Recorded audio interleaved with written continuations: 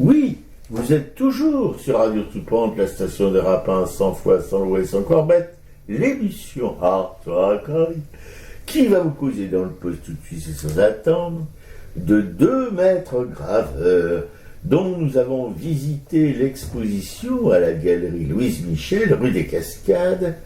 C'était ce samedi dernier. C'était vendredi après-midi. Ah non, hein, c'était vrai. Ah oui, après une bonne bouffe. Au bec salé. Au café salé. Au café salé.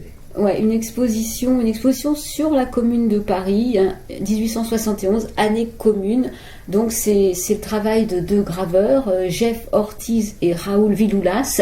Et on attendait cette présentation parce qu'on avait rencontré Raoul aux Journées de l'Estampe récemment et il nous avait dit que ce livre était en projet et qu'il allait sortir. Donc, voilà, et on attendait donc de voir ce travail.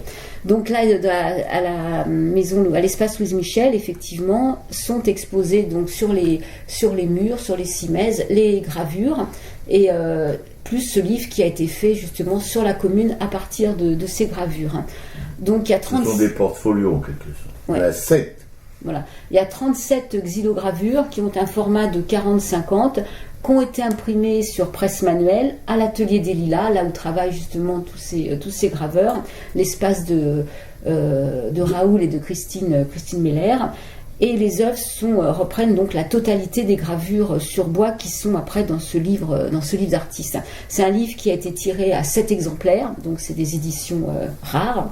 Oui, tout à fait. Oui. Et relié par Raoul. Voilà, parce que Raoul, pardon. Ouais, parce que Raoul, effectivement, a pris la reliure, donc fait aussi tout ce travail magnifique de reliure, et en plus émaillé par des textes et des poésies originaux qui sont à côté des gravures pour leur donner un petit peu plus de sens. Voilà. Oui, alors les textes sont imprimés en sérigraphie, évidemment, il ne faut pas graver les textes, c'est de la sérigraphie, mais la sérigraphie c'est quand même aussi manuel, c'est pas sur des rotatives offset, hein.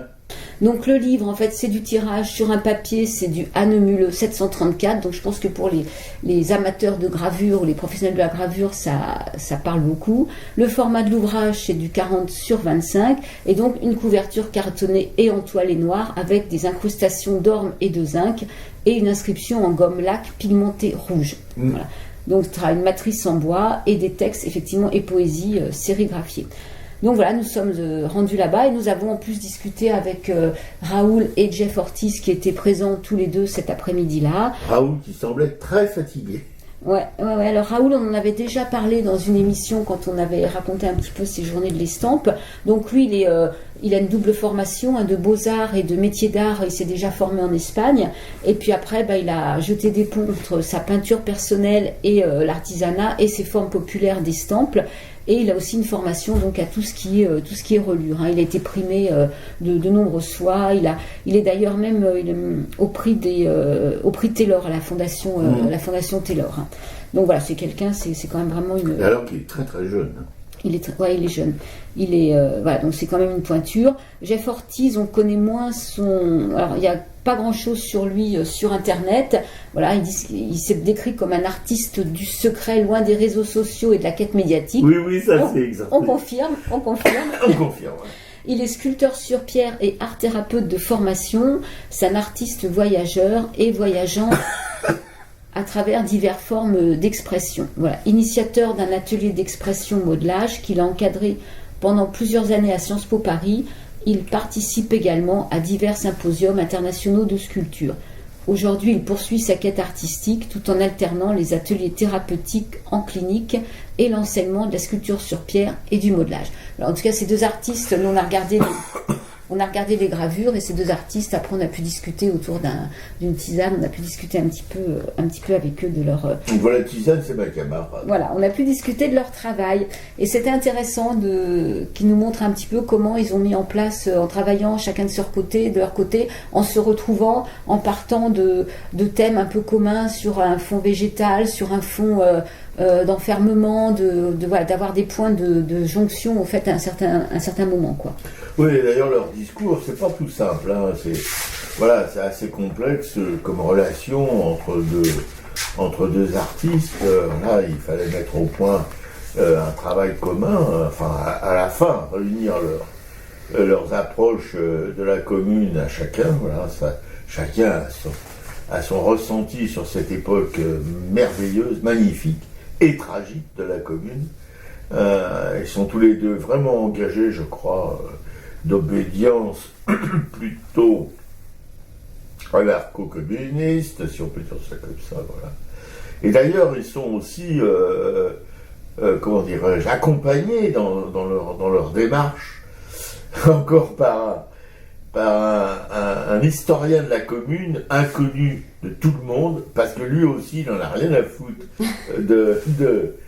comment dirais-je, d'être reconnu, pas reconnu, etc., etc. Mais c'est, paraît-il, d'après ce que nous ont raconté ces deux maîtres graveurs, c'est vraiment une pointure sur la commune. Et d'ailleurs, j'en ai discuté avec un collectionneur d'estampes là, qui leur a acheté leur bouquin là, et qui a rencontré donc cet historien et qui était un petit peu quand même comment dirais-je interrogatif à propos de ces gens qui veulent absolument pas, qui n'ont rien à foutre de la médiatisation et de toutes ces choses-là. C'est pas tous les jours qu'on les rencontre. Hein.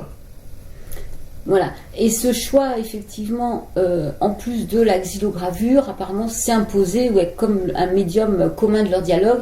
Et je trouve qu'effectivement, sur un sujet aussi fort que la commune, ce travail sur bois est important parce qu'on a vraiment des forts contrastes. Et Jeff Ortiz a beaucoup travaillé lui aussi sur le fond de bois, là, sur la trame du bois qu'on pouvait voir qui reste en fond après quand on travaille, quand on sort les estampes, quoi. Et d'ailleurs, l'intention écrite au début du livre est gravée pour ne pas oublier. Tout à fait. Alors, non, avec des pointures comme ça, on risque pas d'oublier. Enfin bon, surtout, si vous voulez, ce chef-d'œuvre, parce que cette somme qui est tirée à 7 exemplaires et reliée par Raoul, c'est quand même un objet extraordinaire, quoi. Voilà, oui, un trésor, voilà.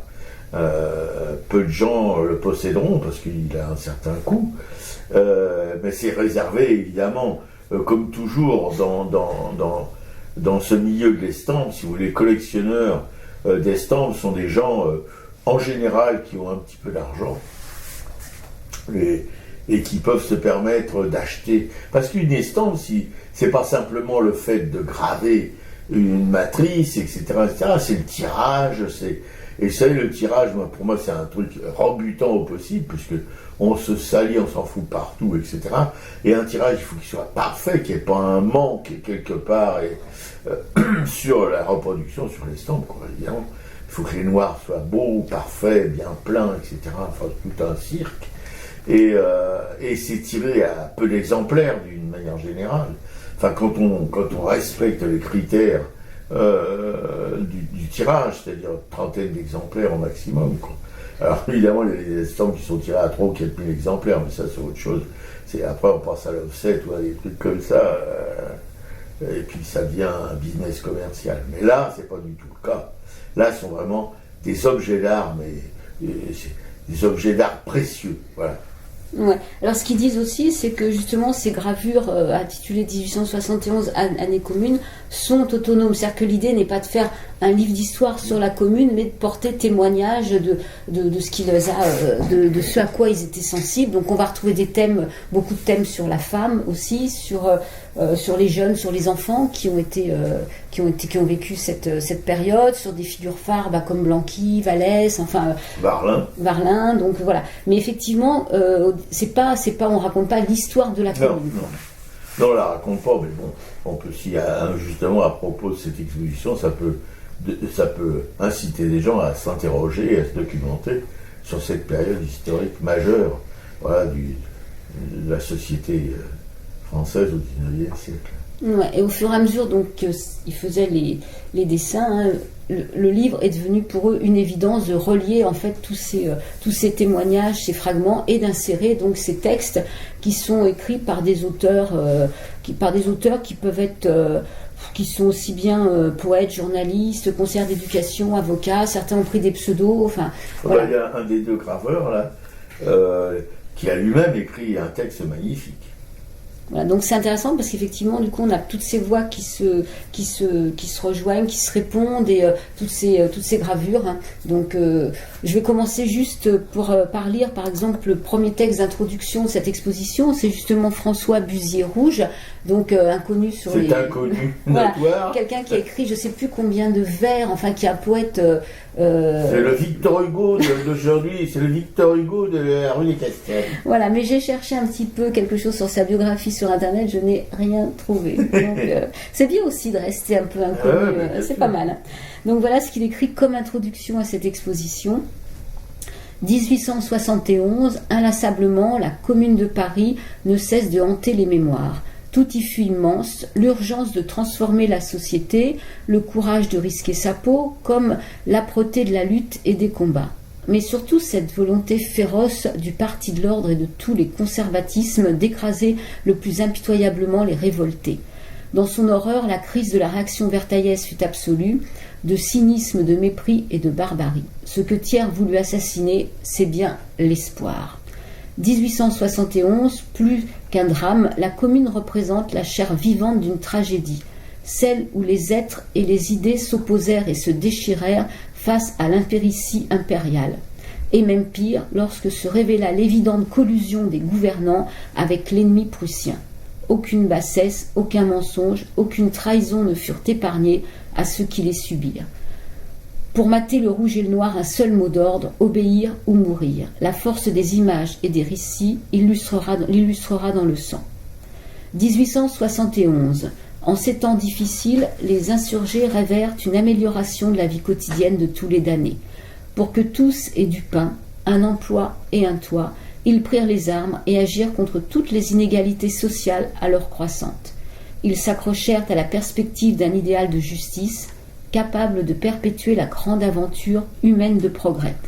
Par son refus radical de la misère et de la soumission, la Commune a bâti un espace symbolique à la hauteur de son engagement. 2021. Aujourd'hui, les maux dont elle fut issue persistent, exilant les plus pauvres loin du cœur des villes et de leurs richesses, parfois même de leur pays. Mais le souvenir de la Commune perdure et arme les consciences, puisque ces batailles sont toujours actuelles. Les imaginaires qu'elles portent s'unissent alors à la puissance de l'acte créatif pour montrer le vide de la répression comme l'ineptie de la domination.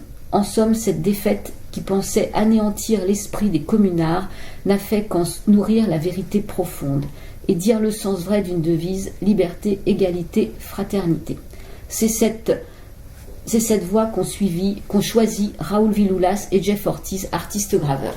Oui, voilà, c'est un très très beau texte parce que ça exprime vraiment voilà, le sens de cet épisode historique dont tout le monde devrait s'emparer pour lutter aujourd'hui contre les mêmes injustices, contre les mêmes mensonges, contre les mêmes exploitations qui existaient déjà à l'époque de la Commune et qui ont été le moteur de la Commune. Voilà.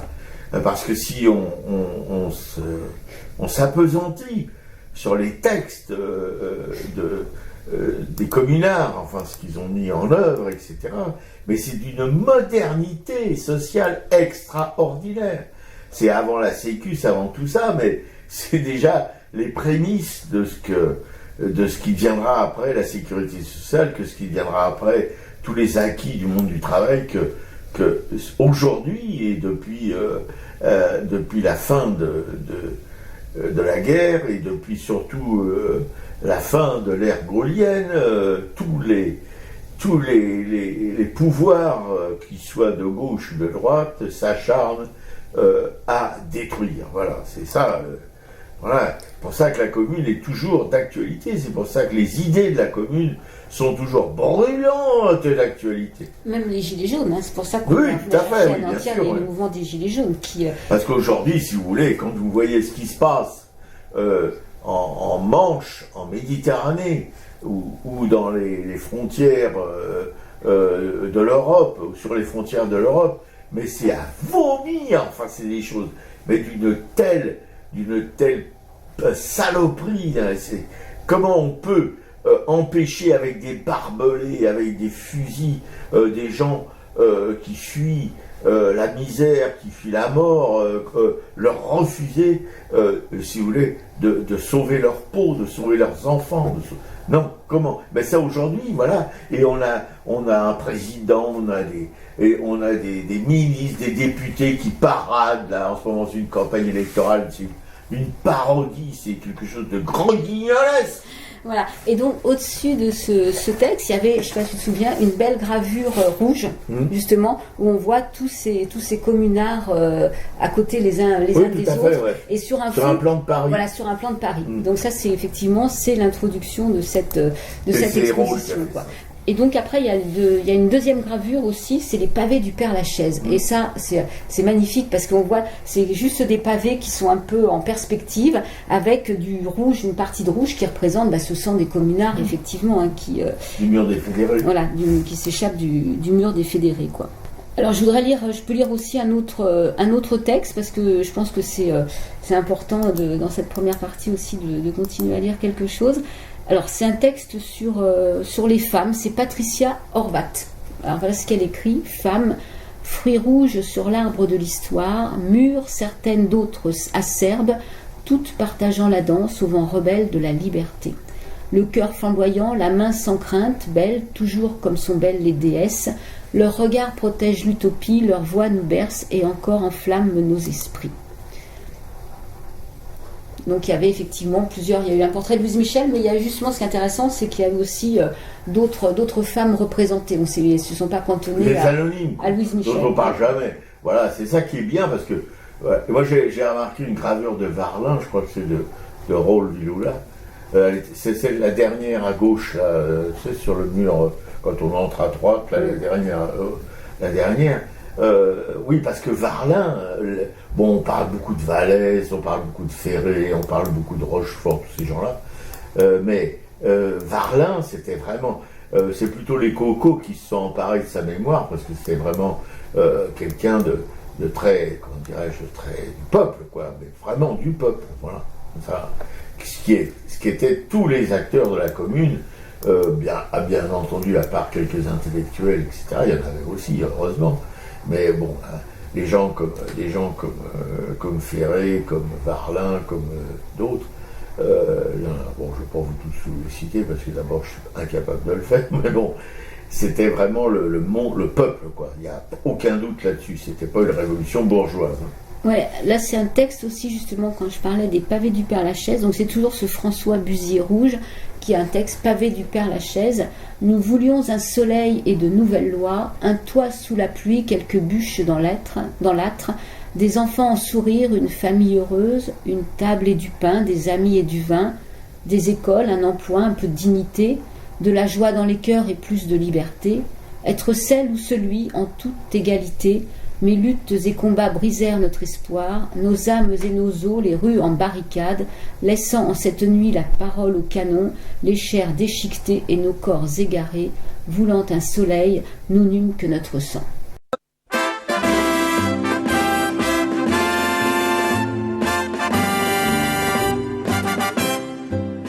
Un insurgé, son vrai nom c'est l'homme, qui n'est plus à la bête de somme, qui n'obéit qu'à la raison, et qui marche avec confiance, car le soleil de la science se lève rouge à l'horizon. On peut le voir aux barricades, descendre avec les camarades, brillant, blaguant, risquant sa peau. Et sa prunelle décidée s'allume aux splendeurs de l'idée, au reflet pourpré du drapeau. Devant toi, misère sauvage, devant toi, faisant esclavage, l'insurgé se dresse, le fusil chargé. En combattant pour la commune, il savait que la terre est une, qu'on ne doit pas la diviser.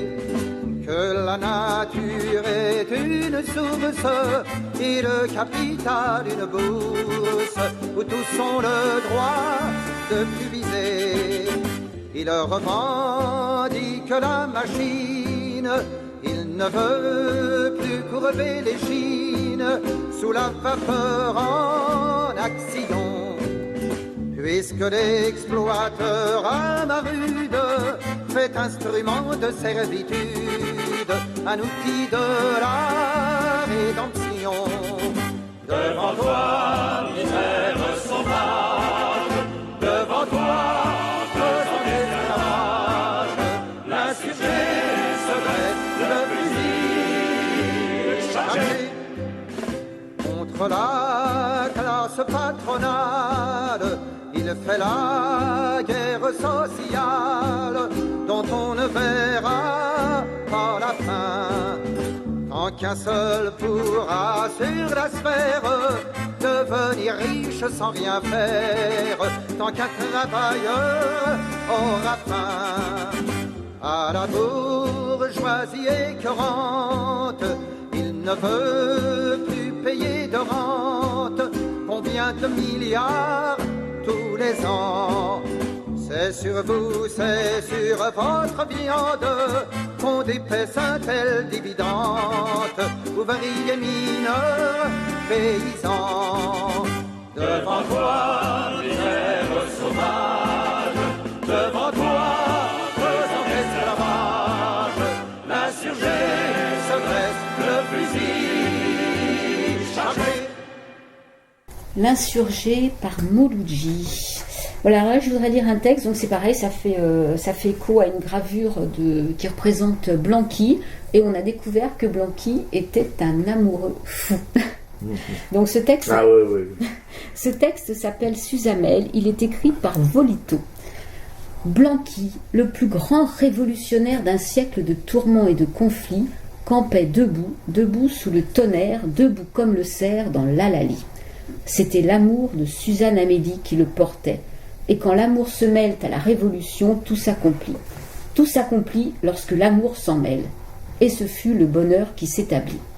La lutte et la passion semblaient jumelles. L'Aiméeux mourut et tout fut aboli. Blanqui dès lors signerait Susamel. Seul à jamais, n'ayant pour partenaire que sa douleur et sa mélancolie, sans fléchir toutefois, gardant le nerf, des grands combats dans un corps affaibli, la macérée sans faille et sans oubli, il écrivit un testament formel comme antidote au vieil ordre établi des dictateurs. Quand la haine s'en mêle, vois-tu, l'humanité est un délit. Le plomb s'accroche à la moindre semelle de vent, tout désir est enseveli, Blanqui pourtant signerait Susamel. Le 18 mars advint, des tortionnaires semblables aux premiers dans leur folie captureraient bientôt le visionnaire, qui 30 années durant n'aurait pour lit que des cachots. Une étrange embellie dans le fort du Taureau, le froid Carmel où il sombrerait, une étrange embellie le visita. Quand la pensée s'en mêle, tout est permis. Hors du monde avili, les astres répandaient leur hydromel, il écrivit pour Suzanne Amélie, agonisant, il signerait Susamel. Et voilà. J'ignorais cette histoire d'amour absolument émouvante, flamboyante, avec cette jeune femme, voilà. C'est ça le nerf de la révolution. Et d'ailleurs sur cette gravure, j'avais pas compris parce que en fait on voit Blanqui et derrière on voit une grosse tête de taureau. Effectivement, c'est parce que le fort s'appelait le fort du Taureau, quoi. Voilà. Et il y a un texte aussi que je vais lire qui est de Fouchtra, un texte sur Jules Vallès. Le visage fermé, l'œil noir, l'esprit tout entier tendu vers un idéal de société, telle apparaît la figure froide et déterminée de Jules Vallès.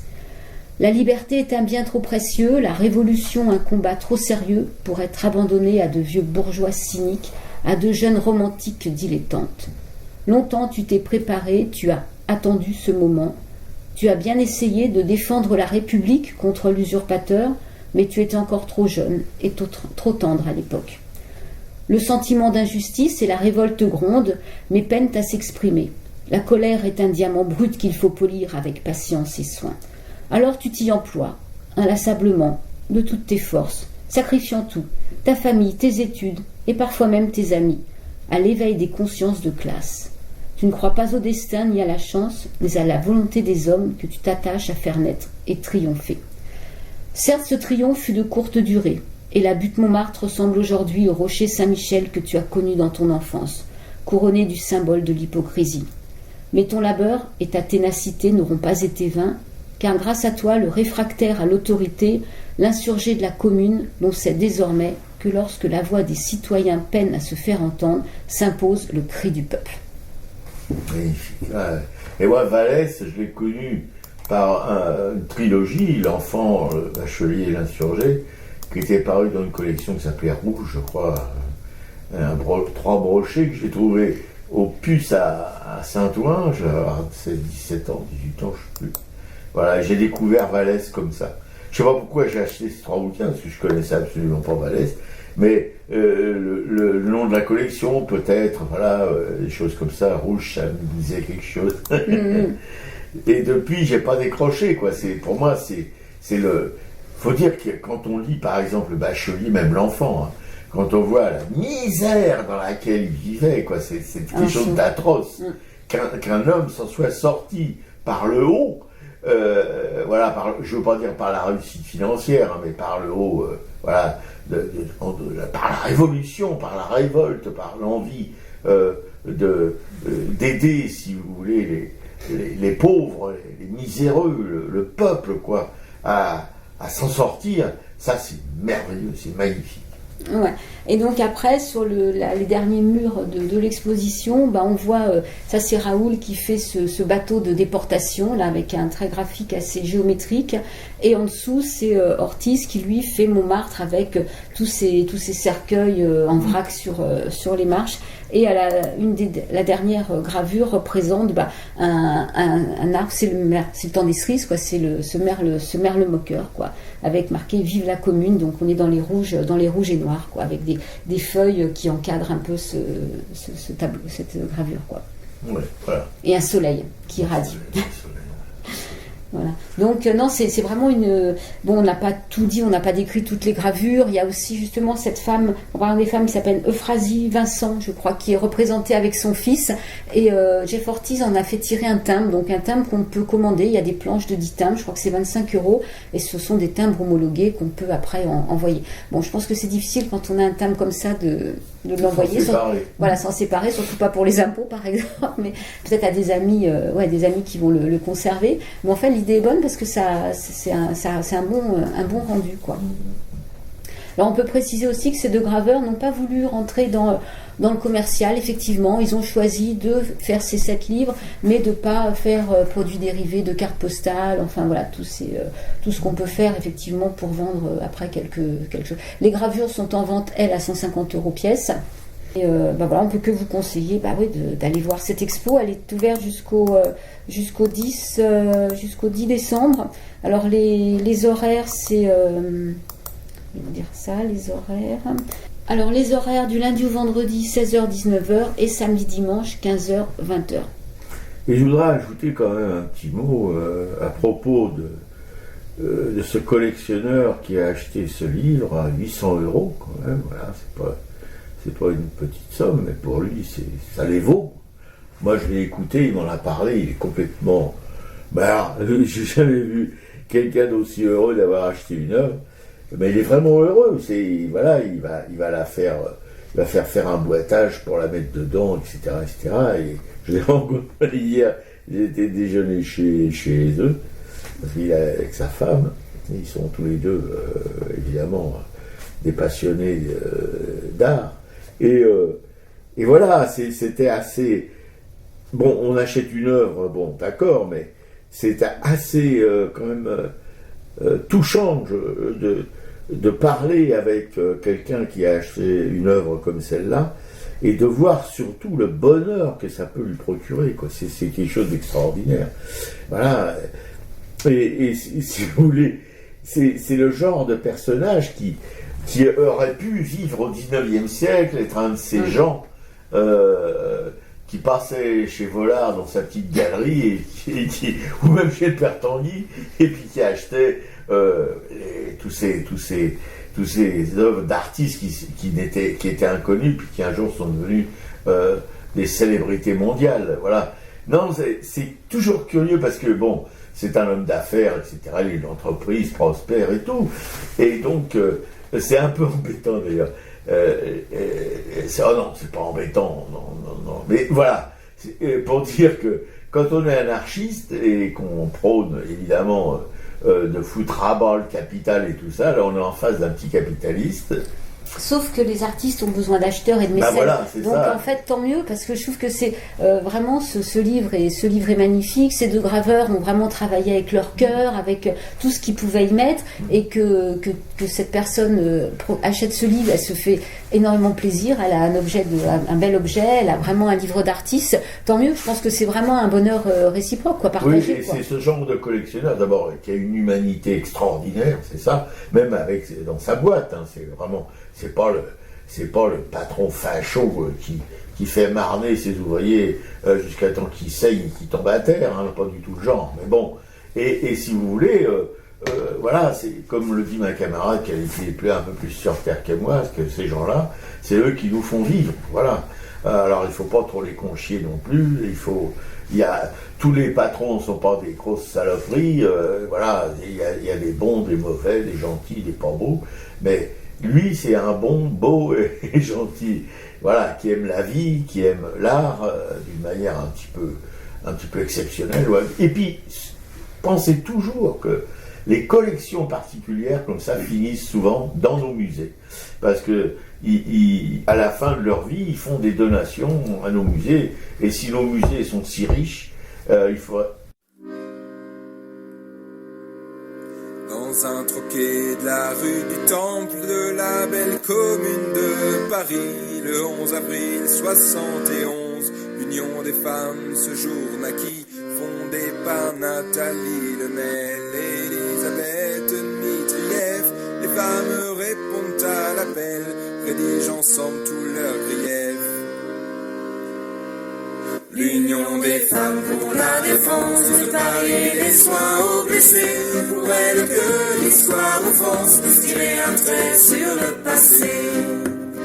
Elles ont un rôle déterminant, cerclant la garde nationale. Le 18 mars au commencement, c'est un fait qui n'est pas banal. Usant de fraternité, les gardes ont rejoint les rangs. Pour l'amour de la liberté, les Versaillais ont foutu le camp. L'Union des femmes pour la défense de Paris, les soins aux blessés, pour elles que l'histoire offense, tirer un trait sur le passé. Qu'elles s'appellent Noémie Colleuil, Joséphine Prat et Sophie Gray, Adélaïde Valentin, Céline et Médel Vinquier, faire une liste de citoyennes prêtes à servir aux ambulances, aux fourneaux, aux barricades, aux comptes et aux correspondances.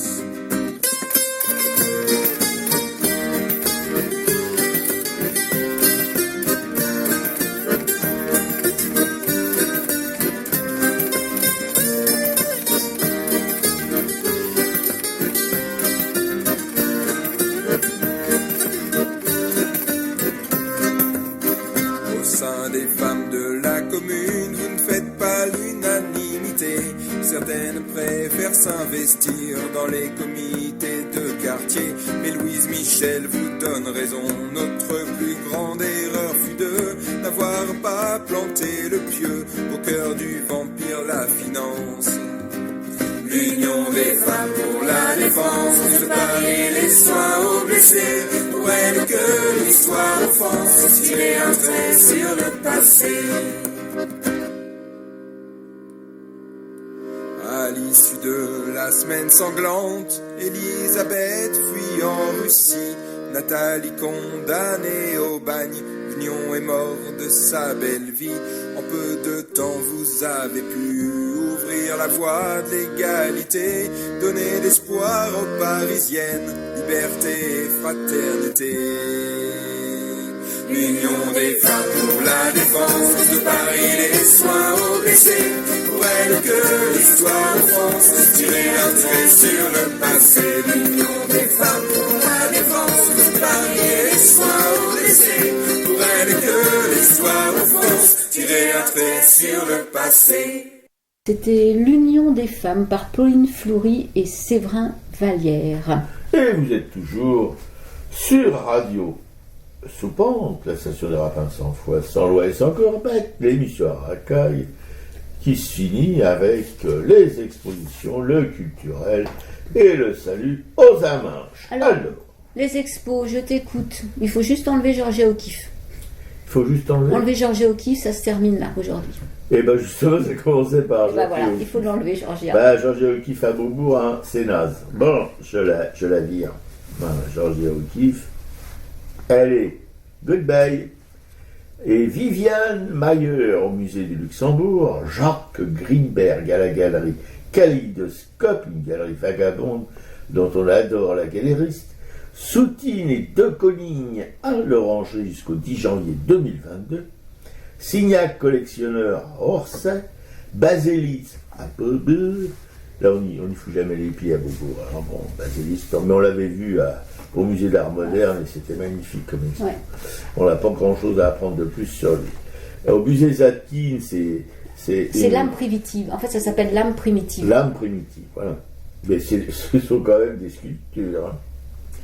Julie Manet à Marmottan, Visage du monde ouvrier à la galerie Lumière des Roses à Montreuil, et nos deux camarades dont on vient de parler à l'espace Louise Michel, rue des Cascades. 42 terres, rue des Cascades, jusqu'au 10 décembre. Et j'ajouterais ce que j'ai trouvé ce matin au musée Gustave Moreau, qu'on aime particulièrement, une exposition sur des aquarelles des Fables de La Fontaine. Ouais. Ouais. Deuxième partie, ça veut dire qu'on a loupé la première partie, mais bon. Le culturel. Le culturel. Donc, vendredi, nous avons vu un film magnifique qui s'appelle Ziyara, un film de Simone Bitton. Ah. Et ça nous a complètement transportés. Voilà, alors, Ziyara. Transporté et inondé de larmes. Ouais, c'est vraiment très beau. Ziyara, c'est quoi ? C'est un mot arabe qui veut dire pèlerinage. Mais c'est aussi une visite, un voyage. Et Simone Bitton est juive marocaine. Elle a vécu au Maroc dans sa adolescence. Elle a fait après des études de cinéma à Paris. Elle a vécu à Jérusalem. Et là, maintenant, elle partage sa vie entre Paris et le Maroc. Donc, elle connaît vraiment bien ce pays. Et en fait, au Maroc où elle est née, elle dit qu'elle a... c'est le culte des saints. Donc en fait tous les ans on peut aller visiter ces saints, et donc elle va partir. Et les saints juifs. Les saints juifs. Donc elle va partir en road movie retrouver tous ces lieux de culte et de vénération. Et en fait elle s'aperçoit que maintenant parce qu'en fait au Maroc jusqu'aux années 50 il y avait à peu près 300 000 juifs qui sont partis après la guerre des 6 jours, souvent donc en 67, qui ont quitté le Maroc. Donc il y a très peu de juifs qui restent sur place. Et donc tous ces lieux sont gardés par des musulmans. Et donc elle va interroger tous ces gardiens musulmans, et c'est absolument magnifique d'entendre toute cette relation, comment ils conservent ce lieu, avec quel amour, avec quel respect, et comment finalement eux aussi c'est des lieux aussi de culte pour eux et de visite, quoi. Oui, tout à fait, parce qu'ils partagent, si vous voulez, beaucoup culturellement, et même à l'origine, les tribus juives et les tribus arabes de la péninsule arabique étaient cousines, quoi. C'était des guerriers, toutes les tribus guerrières. Enfin bon, c'était pas du tout les juifs de la diaspora européenne, hein, c'était autre chose. Voilà. Et là, ce qui est, oui, c'est vrai que c'est très émouvant de voir, si vous voulez, l'espèce de comment dirais-je, d'amour, oui, si on peut dire ça comme ça, de ces musulmans marocains qui gardent ces lieux de culte juifs, qui les entretiennent, etc., qui les font visiter, et qui connaissent par cœur, si vous voulez, le nom de toutes les tombes qu'il y a dans les cimetières juifs où ils résident, si vous voulez, où ils gardent les tombes. Et quand il y a des visiteurs, alors, elle, c'est une Bitton, elle a demandé, si vous voulez, au gardien du cimetière où sont enterrés des membres de sa famille, de lui indiquer la tombe des Bitons. Et c'est une tombe où on voit rien, sauf que quand on gratte un peu avec un papier de verre la surface de la pierre grise, apparaît le mot Biton, et c'était la famille Biton. Il y avait des Bitons qui étaient enterrés là, qui dataient de 1840, ou des choses comme ça, vous voyez. C'est ça, mais pour tout. Alors il y a ça, il y a les synagogues qui restent. on a vu une synagogue du XVIIe siècle, mais magnifique, complètement entretenue en l'état, etc., gardée aussi par un musulman ou une musulmane, je me souviens plus, un musulman, je pense. Mais il y a des musulmanes aussi qui sont au boulot pour la conservation de tous ces lieux saints, de tous ces lieux de culte abandonnés par la communauté juive qui a fui le Maroc. Mais tous les ans, il y a des juifs qui reviennent d'Israël, qui reviennent des États-Unis ou de France, et qui viennent visiter, si vous voulez, le berceau de leurs ancêtres juifs marocains. Voilà. C'est extraordinaire comme histoire à une époque où le sionisme règne en maître, où si jamais on lève un sourcil plus haut que l'autre, on est taxé d'antisémite, etc., etc. Alors, je pense que ça doit pas beaucoup plaire au pouvoir israélien de voir des images comme ça, parce que ça va à l'encontre totale de leur espèce de racisme vis-à-vis de ceux qui sont pas juifs. Voilà. Là, on est vraiment, oui, sur le vivre ensemble, le partage. C'est vraiment très beau quand on voit ces gardiennes ou ces gardiens musulmans qui manipulent des Torahs. Enfin, je trouve qu'il y a quelque chose d'incroyable, quoi. Qui les manipulent avec le respect avec lesquels les manipulerait un rabbin. Vous voyez, c'est vraiment des objets sacrés pour eux. Voilà. Non, mais vraiment. Alors, il y a quoi pleurer, hein, qu'on soit chrétien, musulman, arabe, tout ce que vous voulez, plutôt non pas arabe, mais bref, vous voyez ce que je veux dire, mais si vous ne le voyez pas, c'est pas grave. Ma camarade, qui est une fontaine ordinairement, là, elle a pu s'exprimer. Mais en plus, Simone Bitton n'est pas du tout religieuse. Elle dit qu'elle commence ce road movie en profane, quoi. Elle va à la rencontre de ses ancêtres et elle va voilà, approfondir petit à petit. Et nous, on n'est pas religieux non plus. Et en fait, même ce film, au départ, elle disait qu'elle commençait les repérages en parlant français, c'était d'un traducteur. Et elle dit que d'un coup, cette langue d'enfance qui était enfouie au fond d'elle est revenue. Et donc, elle s'est mise à parler en Dajrija, qui est la langue arabe qu'elle croyait avoir complètement oubliée. Donc, ce film est principalement en arabe. Il y a juste un entretien qui doit être en français et un entretien en anglais, quoi. Oui. Non, mais vraiment, voilà, nous, on est à des années-lumière de tout ça. On n'est pas juifs marocains, on n'y a rien du tout. Mais bon, si vous voulez, c'est-à-dire que c'est l'espèce d'amour, l'espèce de fraternité qui existe à travers les siècles, à travers la diaspora, voilà, c'est là, on se tient la main, arabe, musulman, juif, il n'y a pas de différence, voilà. On croit d'abord dans le même Dieu, on a à peu près les mêmes prophètes, la même façon de vivre, et donc il n'y a pas de souci de ce côté-là, voilà, c'est tout simple. Ouais, non, c'est un très beau film.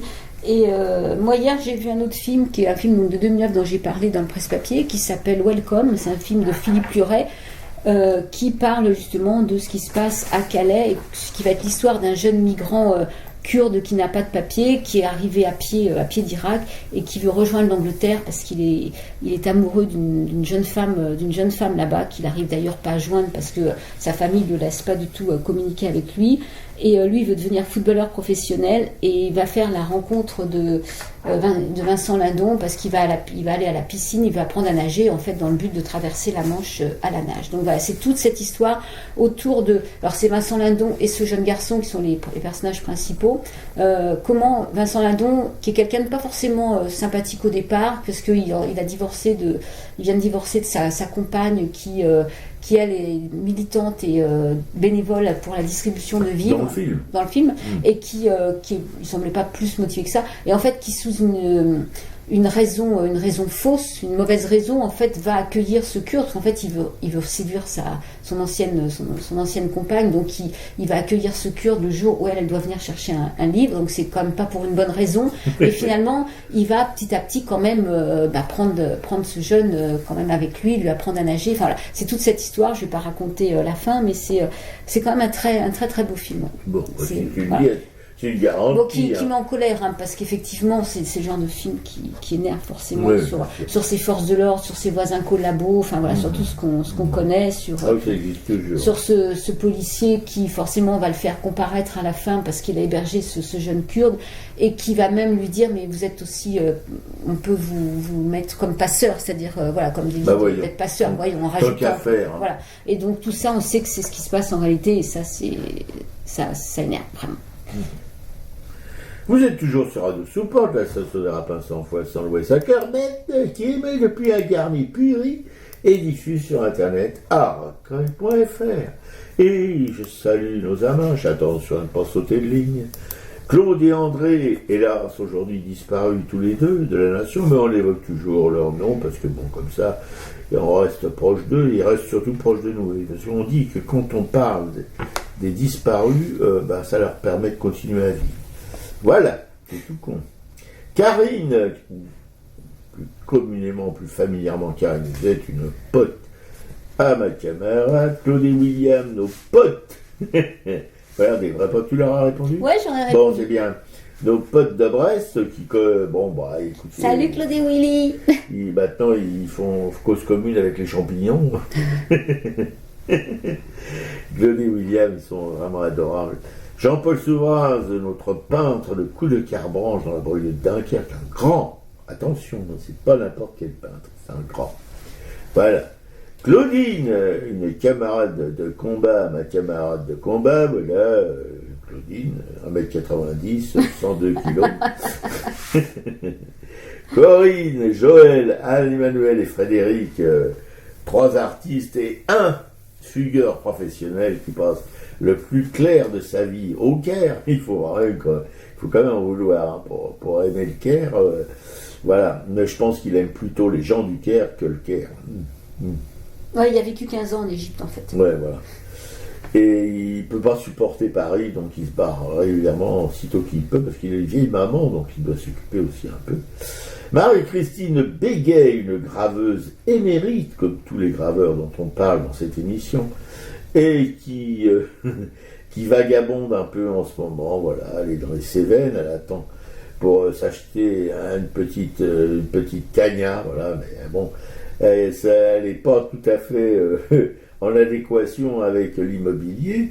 Et Clément, un graveur qui grave sur tout ce qui bouge, moi je l'appelle le Vincent Van Gogh de la gravure, et croyez-moi, c'est un bon lui aussi, mais un peu comme ceux de la galerie Louise Michel, enfin un des deux en tout cas, qui tient pas forcément à être très connu, quoi, voilà. Enfin bon, mais en tout cas, tout le monde l'ignore. Bon, sauf les gens qui fréquentent les endroits où il expose, qui sont des endroits vraiment improbables, comme des bistrots, des choses comme ça. Voilà. Ou chez Dédé Macabé. Ou chez Dédé Macabé, oui. Une artiste montreuilloise chez qui il a exposé lors des journées portes ouvertes à Montreuil. Agnès Dubart, une graveuse, alors lilloise, mais qui s'est tirée dans le Gers, et puis maintenant qui est remontée du côté de la Bretagne Sud, voilà. Mais enfin, un travail mortifiant. Thierry Morciot, un graveur belge, on vous en dit pas plus, mais enfin, c'est quand même une pointure, hein. Attention. Alice Amoroso, même chose, mais nous on fréquente vraiment des pointures, hein, sans petit à côté de tout ce petit monde. Alice Amoroso, une très jeune graveuse, mais alors, qui pulse, hein, qui est pote avec Raoul, dont on vient de vous parler. Colette, Jacqueline et Nicole, 3 femmes d'artistes peintres, aujourd'hui disparues, mais les femmes ne sont pas disparues. Et Colette et Jacqueline, par exemple, elles font la promo de l'œuvre de leur mari, ouais, elles sont investies totalement dans cette mission. Hein? Ben oui, comme je vous le dis. Bon, j'en étais en Suisse, donc ouais, voilà, c'est ça, tout à fait. Liliane et Laurence, 2 écrivaines de polar, alors, qui écrivent le héros, c'est Victor Legris et Jérémy Nelson. Et Jérémy Nelson, 2 héros, dans un Paris des années de l'entre-deux-guerres, mais elles connaissent Paris, mais alors comme peu de gens connaissent Paris, elles ont une culture parisienne. Voilà. Et cinématographique et musicale. Ouais. Bref, on va passer. Geneviève, notre sorcière bien-aimée, elle aussi une pointure. Michel Pelloual, un artiste peintre de la cité mortifère où je crèche. Ah bon? Marie-Christine et Christophe, des militantes chez Milite. On les aime, on leur fait des gros bisous. Cécile, tu la sens ma 5e puissance? Oui, ma Cécile, on la sent toujours. Une émission qu'elle menait dans une radio ovni. Mais on t'aime, Cécile, on t'oublie pas. La Russe flamboyante, même punition, même motif, dans cette radio ovni qui anime 2 émissions. José Arthur, Le Mélange, c'est son émission sur cette radio ovni, émission musicale de haut niveau, que vous pouvez écouter le dimanche après-midi. Anne-Isabelle Roubaille, Anne-Isabelle Roubaille, qui est une artiste peintre de Bourg-en-Marlotte, dont nous avons connu l'œuvre chez Florence Quenu, à la librairie L'Empreinte, toujours à Bourg-en-Marlotte, et la librairie L'Empreinte qui, de temps en temps, montre les œuvres des artistes locaux. Et elle a un frère qui a joué à la culture de la mairie de Bourg-en-Marlotte, qui a monté une petite maison d'édition. Le sabot rouge. Oui, c'est ça, voilà, le sabot rouge. D'ailleurs, on a vu à la gare de Montigny, qui a été transformée en une espèce de petites buvettes, etc., etc. Et il y a un présentoir où il y a des livres sur la région, dont les livres du frère de Florence Quenu, qu'on avait rencontré, son frère, à une exposition qu'il avait montée à Bourg-en-Marlotte. Sur quel peintre? Auguste Allongé. Auguste Allongé. J'adore le nom. Voilà. Colette et Alain, ces 2 mécènes qui ont acheté à la galerie Louise Michel de la rue des Cascades l'ouvrage de ces 2 graveurs dont on vous a parlé. Voilà. Des collectionneurs adorables, mécènes à l'horreur. Dominique Paula d'Ardouin, qui était une galériste qu'on adorait et qui est hélas disparue, mais sa mémoire est toujours vivante chez nous. Marie-Pierre, une collectionneuse aussi, émérite. Marie Degnaud, de la galerie itinérante, qui anime une galerie itinérante, voilà, qui expose en ce moment donc Jacques Klingberg. Antoine Manoury des Champignons, c'est un groupe musical que ma camarade Igieko fréquente. La galerie Caron Bedou de Bourg-en-Marlotte, une galerie en top niveau. Marie-Louise, une auditrice fidèle, et Anna, une peintre polonaise dont ma camarade et moi adorons l'œuvre. T'as parlé de notre Juju, Juliette, qu'on a vue. Oh Juju. Oui, on a vu Juliette, on a été boire un pot Au Gévaudan à Montreuil. Au Gévaudan à Montreuil, un petit bistrot vachement sympa. On a bu d'ailleurs 2 bières avec Juju. Et ma camarade, elle, après un thé, une tisane, je sais pas quoi, a bu un petit ballon de rouge. Ah oui, non mais attention, elle paraît pas comme ça, mais bon. C'était trop sympa de revoir Juliette, elle était resplendissante, elle était toute belle, enfin vraiment c'était super. Alors Juju, on vous en parle chaque fois qu'on fait l'émission, elle est à Rochefort-sur-Mer, en relégation là-bas, mais elle bouge, elle anime de tas de trucs, elle organise des stages de gravure, etc. Voilà. Et là, elle nous demandait si on pouvait, parce qu'il y a une petite radio à Rochefort, une petite radio locale, et elle me demandait s'ils pouvaient utiliser, si vous voulez, nos enregistrements d'émissions pour diffuser. Bon, on a dit, mais oui, Juju, il n'y a pas de problème. T'es trop belle. Ouais, allez, on fait des bisous, Juju. Ouais, plein de bisous, Juliette. À bientôt. Ouais. Alors, l'émission est à l'écoute sur notre blog arracaille.fr et tout de suite, on se finit avec Faut vivre de la belle et extraordinaire Mal Esmar. Salut à tous. Salut.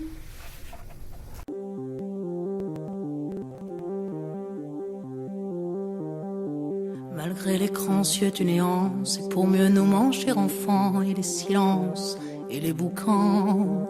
Faut vivre Et bien qu'aveugle sur fond de nuit, entre les gouffres infinis des milliards d'étoiles qui rient, faut vivre. Malgré qu'on soit pas toujours beau et que l'on ait plus ses 16 ans et sur l'espoir un chèque en blanc, faut vivre. Malgré le cœur qui perd le nord, au vent d'amour qui souffle encore et qui parfois encore nous grise, faut vivre. Malgré qu'on n'ait pas de génie, n'est pas Rimbaud qui veut Pardi et qu'on se cherche un alibi. Malgré tous nos morts sans coquette qui errent dans les rues de nos têtes, faut vivre. Malgré qu'on soit brave et salaud, qu'on ait des complexes à gogo et qu'on les aime, c'est ça le pire, faut vivre. Malgré l'idéal du jeune temps qui s'est usé au nerf du temps et par d'autres pris en chantant, faut vivre. Malgré qu'en se tournant vers le passé, on est effrayé de s'avouer qu'on a tout de même un peu changé, faut vivre. Malgré que l'on soit de passage, qu'on vive en fou, qu'on vive en sage, tout finira dans un naufrage, faut vivre. Malgré qu'au ciel de nos poitrines, on nous sentinelles endormies, dans un bruit d'usine gémit, le cœur aveugle qui funambule sur le fil du présent qui fuit, faut vivre. Malgré qu'on noue un enfant mort, s'il peut parfois remuer encore comme un vieux rêve qui agonise, faut vivre. Malgré qu'on soit dans l'engrenage des notaires et des héritages où le cœur s'écœure et s'enlise, faut vivre. Malgré qu'on fasse de l'humour noir sur l'amour qui nous en fera boire jusqu'à ce qu'ils nous disent au revoir, faut vivre. Malgré qu'à tous les horizons, comme un point d'interrogation, la mort nous regarde d'un œil ivre, faut vivre. Malgré tous nos serments d'amour, tous nos mensonges jour après jour, et bien que l'on n'ait qu'une vie, une seule pour l'éternité, malgré qu'on la sache rater, faut vivre.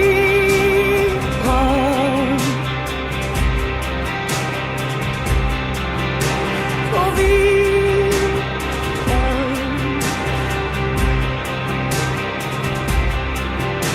Faut vivre. Faut vivre.